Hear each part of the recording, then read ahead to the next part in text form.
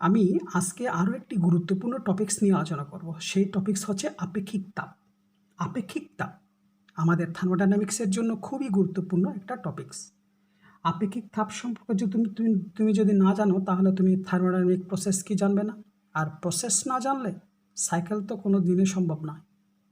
তাহলে এই আপেক্ষিক তাপের সাথে প্রসেসের সম্পর্ক আছে, আবার প্রসেসের সাথে রিলেটেড হচ্ছে আমার থার্মোডাইনামিক সাইকেল। আমি পার্ট বাই পার্ট আকারে আমি এই ভিডিও এপিসোডগুলো দিচ্ছি। সেটা হচ্ছে এখন হচ্ছে আপেক্ষিক তাপ।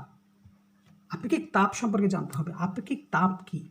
আপেক্ষিক, আমরা ক্লাস 9-10 আপেক্ষিক তাপ সম্পর্কে আমরা জেনে আসছি। আপেক্ষিক তাপকে স্মল এস দ্বারা প্রকাশ করা হয়। আপেক্ষিক তাপের ইকুয়েশন হচ্ছে H divided by M into delta T. এখানে এইচ হচ্ছে কি? আমার হিট, তাপ। এইচ হচ্ছে আমার তাপ। আর এম হচ্ছে বস্তুর ভর। এম হচ্ছে বস্তুর ভর। আর ডেল্টা টি হচ্ছে তাপমাত্রার পার্থক্য। তাপমাত্রার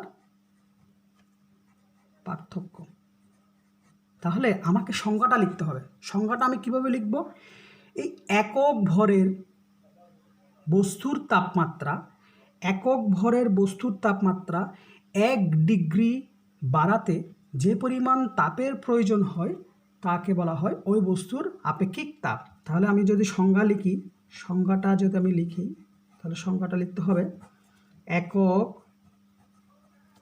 একক ভরের কোনো বস্তুর তাপমাত্রা 1 ডিগ্রি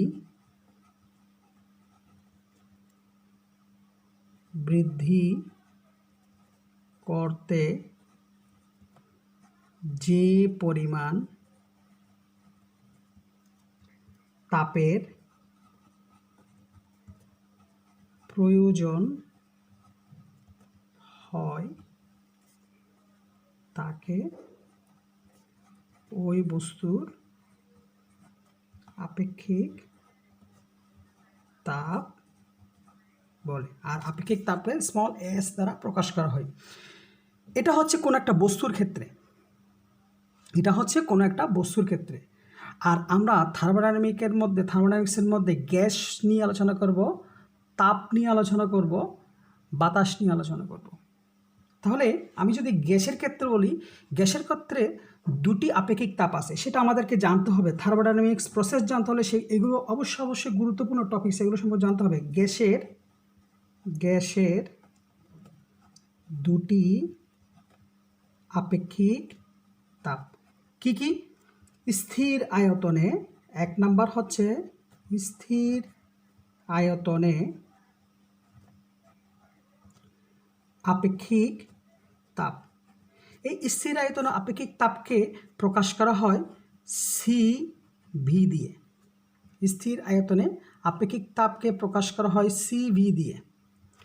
ঠিক একইভাবে 2 হচ্ছে স্থির চাপে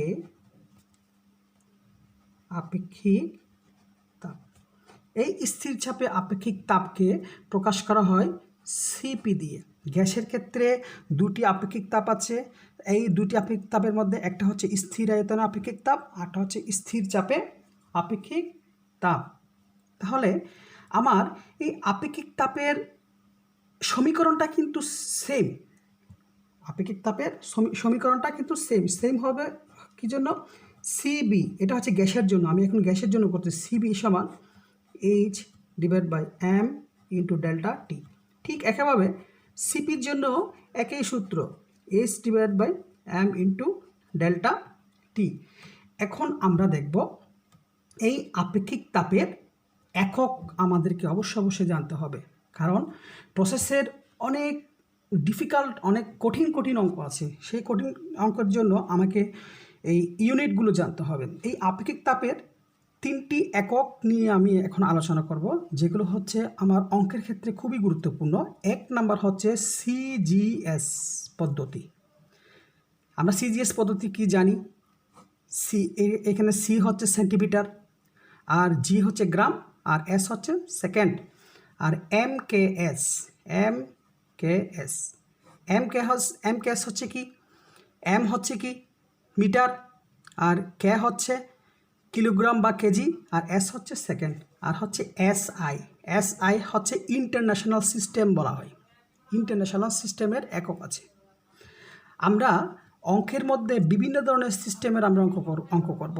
কিছু অঙ্কের মধ্যে আমাকে সিজিএসের ইউনিট দিবে, আবার এমকেএসের ইউনিট দিবে, আবার কিছু অঙ্কের মধ্যে এসআইয়ের ইউনিট দিবে। আমাকে ইউনিট কনভার্সন করতে হবে। আমাকে এখন যে কাজগুলো করতে হবে সবগুলো হচ্ছে ইউনিট কনভার্সন। আমরা এর আগে যেগুলো করে আসছি সেগুলো হচ্ছে খুব সহজভাবে করে আসছি। আমরা ফিজিক্সেও সহজভাবে করে আসছি, কিন্তু এখন আর সহজভাবে করলে হবে না। এখন আমরা যে পড়াগুলো পড়ব, যে টপিকসগুলো পড়ব, এগুলো পাই টু পাই আমাকে একদম মনে রাখতে হবে। সেটার মধ্যে হচ্ছে এখন আমি দেখব, আমি এখানে আলোচনা করতেছি আপেক্ষিক তাপ নিয়ে। আপেক্ষিক তাপ হচ্ছে একটা হচ্ছে সিভি এর আপেক্ষিক তাপের সূত্র হচ্ছে H/m × ΔT। তাহলে সিজিএস পদ্ধতিতে আমার আপেক্ষিক তাপের একক কী সেটা আমাকে জানতে হবে। তার আগে আমাকে জানতে হবে এই হিট মানে তাপের একক। সিজিএস মনে রাখতে হবে, যদি তোমাদের মনে থাকে আজকে থেকে মনে রাখতে হবে। সিজিএস পদ্ধতিতে তাপের একক হচ্ছে ক্যালোরি। সিজিএস পদ্ধতিতে তাপের একক হচ্ছে ক্যালোরি। আর সিজিএস পদ্ধতিতে আমার বস্তুর একক হচ্ছে, বস্তুর ভরের একক হচ্ছে গ্রাম, ইন্টু আমার এই ΔT হচ্ছে তাপমাত্রা। তাপমাত্রার একক হচ্ছে সিজিএস পদ্ধতিতে ডিগ্রি সেন্টিগ্রেড। তাহলে আমাকে বইয়ের মধ্যে এরকম করে লিখে calorie per gram into degree centigrade. তাহলে আমাকে আজকে থেকে একদম মুখস্থ করে ফেলতে হবে। আমার আপেক্ষিক তাপের সমীকরণ থেকে যদি তোমাদের এই একক ইউনিট যদি মনে না থাকে, তাহলে এই এককটা তোমরা এই সমীকরণ থেকে তোমরা বের করে নিবা। ঠিক একইভাবে আমি এখন এই সিভি এর এমকেএস পদ্ধতি দেখব। CV H/m × ΔT। তাহলে এমকেএস পদ্ধতিতে তাপের একক হচ্ছে কিলো ক্যালোরি। কিলো ক্যালোরিকে CL দিয়ে প্রকাশ করা হয়, কিলো ক্যালোরি। আর ভরের একক হচ্ছে কেজি, আর তাপমাত্রার একক হচ্ছে ডিগ্রি কেলভিন। তাহলে আমাকে এটা এরকম করে লিখে, অঙ্কের মধ্যে এরকম করে লিখবে kilo calorie per kg degree kelvin. ঠিক একইভাবে আমি এখন ইন্টারন্যাশনাল সিস্টেম SI ইউনিটে একক বের করব, আপেক্ষিক তাপের একক বের করব। আপেক্ষিক তাপের একক কি হবে? আমার এই SI পদ্ধতিতে আমার তাপের একক হচ্ছে জুল। SI পদ্ধতিতে তাপের একক হচ্ছে জুল। তোমাদের যদি মনে না থাকে তাহলে আজকে থেকে মুখস্থ করে ফেলবে। SI পদ্ধতিতে তাপের একক হচ্ছে জুল, আর ভরের একক হচ্ছে কেজি, আর তাপমাত্রার একক হচ্ছে ডিগ্রি কেলভিন। তাহলে এটাকে আমি লিখব কি? Joule per kg degree kelvin. তাহলে আমরা আজকে নতুন একটা টপিকস নিয়ে আলোচনা করছি, সেটা হচ্ছে আপেক্ষিক তাপ। ঠিক একইভাবে সিভির একক সিপির একক সেম, যেহেতু আমার ইকুয়েশন সেম। সিভি আর সিপি দুইটা আপেক্ষিক তাপের যেহেতু ইকুয়েশন সেম, তাহলে আমার ইউনিটও একে সেম হবে। সিপির ইউনিটও একই ধরনের হবে। সিজিএস পদ্ধতিতে kilo calorie per gram degree centigrade, আর এমকেএস পদ্ধতিতে হবে kilo calorie per kg degree kelvin, আর এসআই পদ্ধতিতে হবে joule per kg degree kelvin. আরও একটা জিনিস আমাকে মনে রাখতে হবে, আর একটা টপিকস মনে রাখতে হবে, সেটা হচ্ছে এই আপেক্ষিক তাপদ্বয়ের পার্থক্য CP minus CV equal to R. এই আরটাকে বলা হয় গ্যাস কনস্ট্যান্ট। Gas constant. আরও একটা মনে রাখতে হবে, এই আপেক্ষিক তাপদ্বয়ের অনুপাত, অনুপাত বলতে ভাগ, এই সিপিকে সিবি দিয়ে ভাগ করলে একটা কনস্ট্যান্ট একটা মান পাওয়া যায়, সেটাকে বলা হয় গামা। আর এটাকে বলা হয় আপেক্ষিক তাপদ্বয়ের অনুপাত, বলা হয় ratio of specific hit. Specific hit. আমাকে এইগুলো আমাকে অবশ্যই মনে রাখতে হবে। ঠিক একইভাবে আমি আরও কিছু গুরুত্বপূর্ণ টপিকস নিয়ে আলোচনা করব।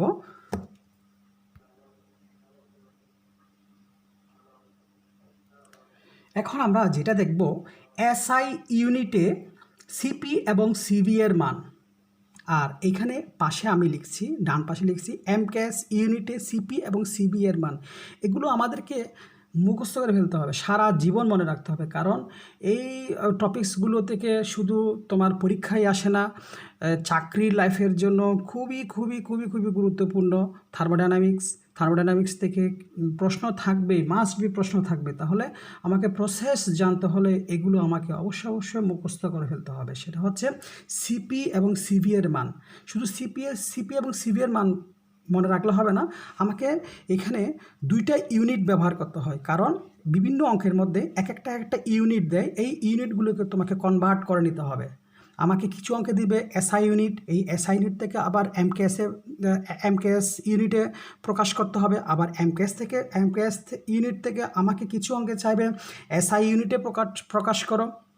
ঠিক একইভাবে আমাকে আমি এখন যেটা বলবো সেটা হচ্ছে সিপি এর মান এসআই ইউনিটে হচ্ছে 1.00005 kilojoule per kg degree kelvin. আর সিভি এর মান হচ্ছে 0.718 kilojoule per kg degree kelvin. ঠিক একইভাবে এমকেএস পদ্ধতিতে সিপি এর মান হচ্ছে 0.24 kilo calorie per kg degree kelvin. CV এর মান হচ্ছে 0.17 kilo calorie per kg degree kelvin. ঠিক একইভাবে আমি আরও একটা মান বের করে নিতে পারবো। এই দুইটা মান যদি আমার মনে থাকে তাহলে আমি আর এর মান বের করে নিতে পারি। আর সমান আমরা জানি সিপি মাইনাস সিভি। তাহলে সিপি এর মান কত? সিপি এর মান হচ্ছে 1.005 minus 0.718 kilojoule per kg degree kelvin. বিয়োগ করলে কত হয়? বিয়োগ করলে আসে 1.005 মাইনাস 0.718, বিয়োগ করলে হয় 0.287 kilojoule per kg degree kelvin. আর এর মান যদি আমাদের মুখস্থ না থাকে, আমাদের এই দুইটা মান অবশ্য যদি তোমার মুখস্থ থাকে, এসআই ইউনিটের সিপি এবং সিবির মান যদি তোমার মুখস্থ থাকে, তাহলে আর এর মান তুমি অনায়াসে বের করতে পারবা, কারণ সিপি থেকে সিবি বিয়োগ করলে দিলে যেটা মান পাবা সেটা হচ্ছে আর এর মান। ঠিক একইভাবে এখানে আমি আর এর মান পাবো, আর সমান সিপি মাইনাস সিভি। তাহলে সিপি এর মান কত? এখানে সিপি এর মান এমকেএস পদ্ধতিতে সিপি এর মান হচ্ছে 0.24 minus 0.17 kilo calorie per kg degree kelvin.